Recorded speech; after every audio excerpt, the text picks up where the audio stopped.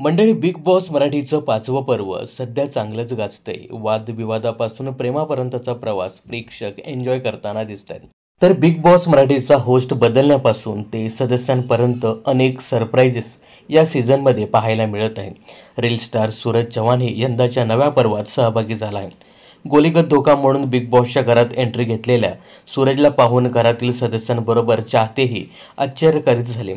सूरज त्याच्या हटके स्टाईलने प्रेक्षकांची नेहमीच मनं जिंकत आला आहे.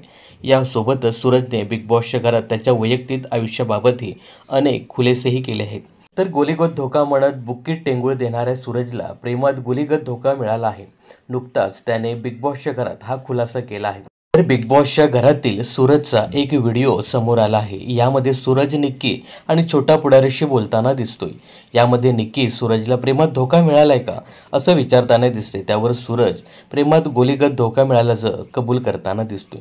तू प्रेम केलं होतं, तिला बुक्कीत टेंगूळ तर नाही दिला ना, असं निक्की सूरजला विचारताना दिसते. त्यानंतर सूरज त्याची अधुरी प्रेम कहाणी सांगतो.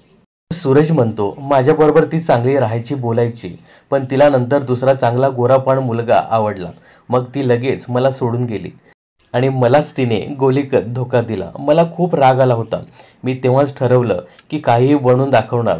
मग मी मोठा स्टार झालो. लोकांच्या मनावर गोलीगत राज्य केलं. माझी चापूक चुपूक गाणी वाजतात.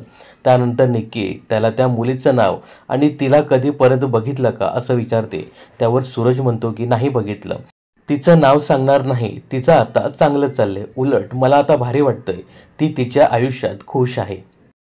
दरम्यान सूरजने काही दिवसापूर्वी त्याच्या आई-वडिलांचा आणि आजीचा एक भावनिक किस्सा सांगून सर्वांना भावूक केलं होतं.